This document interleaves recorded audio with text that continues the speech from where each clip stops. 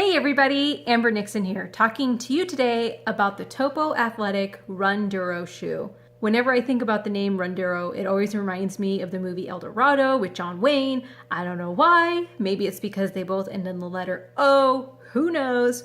I always just expect to see John Wayne in the background, which would be kind of creepy because he is no longer here and hasn't been here for quite a few years. But nonetheless, it still reminds me of the westerns I enjoyed growing up watching with my dad. Wah, wah. So as you can see, this shoe is really bright and colorful. It has the yellow strip encompassing the shoe all around, and it is a bright red and black shoe. I really like the color of this shoe. In fact, this color reminds me of the Flash. The Runduro also has a 22mm heel with a 19mm forefoot, giving you a total of a 3mm foot drop. I personally find I'm enjoying the lower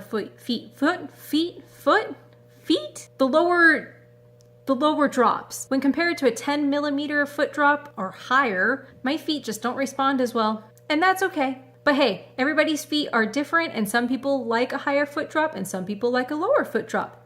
That's why there's a shoe out there for everybody, folks. Wah. Another great feature about this shoe, it's vegan.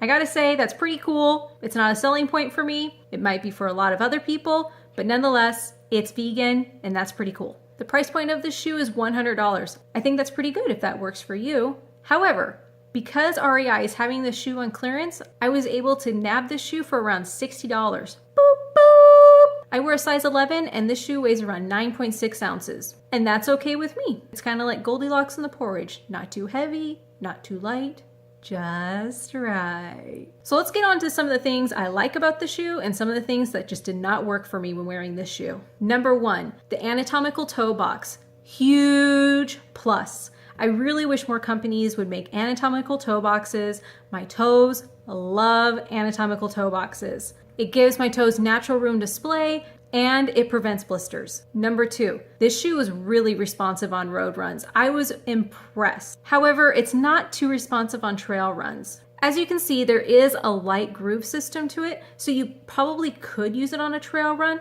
I personally found that I was slipping a little more than I wanted to, but nonetheless, some people might find this fine on trail runs. I personally did not. Number three, this shoe kept my feet cool and dry, even on warmer Pacific Northwest days and on my longer runs and on my short interval runs. There was some perspiration going on in this shoe, and I was really surprised that the lightweight mesh here and up and down the sides of the shoe helped wick away any perspiration, thus leaving my feet comfortable, cool, and dry. So let's talk about some of the things that just didn't work well for me. Number one, unfortunately, the lacing system is not ideal for my feet. I was bummed that this didn't work, to be honest. I really like it when people try to invent outside the box. The lacing system is a BOA cable lace closure system. It comes with a micro fit thanks to the clicking wheel that you hear going on in the background here. Ding, ding, ding, ding, ding. The idea is that you can lace these shoes without actually having physical laces. However, it does come with its flaws. One of the biggest flaws is the pressure points. While this pressure point is fine, the pressure point at the top is too low, and the eye holes are not high enough up on the shoe. This creates tons of problems. The biggest problem is your feet are not secure in this shoe. It also left gaps between my foot and the inner lining of the shoe. I could actually stick my finger down both sides of the shoe because the cinch in the shoe was just not there. And there's no way to cinch this shoe other than going tighter and tighter on this shoe, which eventually becomes very uncomfortable because it's tightening here and then here. It's not tightening here, then here. So as you can imagine, as you're tightening the shoe, it gets tighter and tighter here, while this is still really loose on top. Also, if you have to micro adjust your shoe a little bit looser, you're really out of luck. The only way you can loosen this shoe is to unsnap it. This unlaces the entire tightening system that you just did. Unfortunately, you cannot go back and just untighten the shoe one snap. You have to let everything loose and then retighten the shoe. And then just hope that when you're tightening again, you don't get it too tight once more. Number two, because of the lacing system, there was a lot of heel slipping. My heels slipped in and out of these shoes like somebody put Vaseline between myself and the shoe.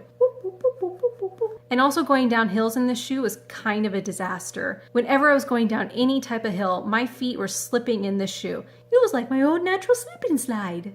My toes were banging up against this toe box. It was like Bam Bam from the Flintstones with his mallet going bam, bam, bam, bam, bam, bam, bam. My toes were just not happy going down hills in these shoes. Number 3, the cushioning in this shoe is kind of iffy. While there's a lot of cushioning up in the heel area, once you get to the ball of the foot area, the cushioning becomes kind of minimal, which is really a bummer. While some people might enjoy that, I personally find that I need a little more cushioning in my shoe, especially in the ball of the foot area. When going over some heavier terrain, I could really feel the terrain through these shoes, and it was starting to become a little uncomfortable. And lastly, number 4, the flexibility in this shoe. The anatomical foot shape of the shoe is a plus. However, it does not really give any type of flexibility in this shoe. The only flexibility in this shoe is right in the ball of the foot area. And even there, it's still very difficult to bend. I did wear this shoe for a little while, and the flexibility of the shoe is still very cumbersome. Maybe it needs to take some yoga classes. I really do wish this shoe was a little bit more flexible. I really do like what Topo Athletic is trying to promote with the anatomical toe box, the anatomical foot design. However, this shoe just didn't work for me, mainly because of the lacing system and the lack of flexibility. Whoa. All right, guys, so that wraps up this review. Thank you so much for watching. Be sure to subscribe down at the bottom below. And you can also find me on social media. You can find me on Twitter and Instagram at LaughRegularly. You can find me on LaughRegularly.com. And you can also find me on Facebook.com/LaughRegularly. Have a great, safe, happy 4th of July, everybody.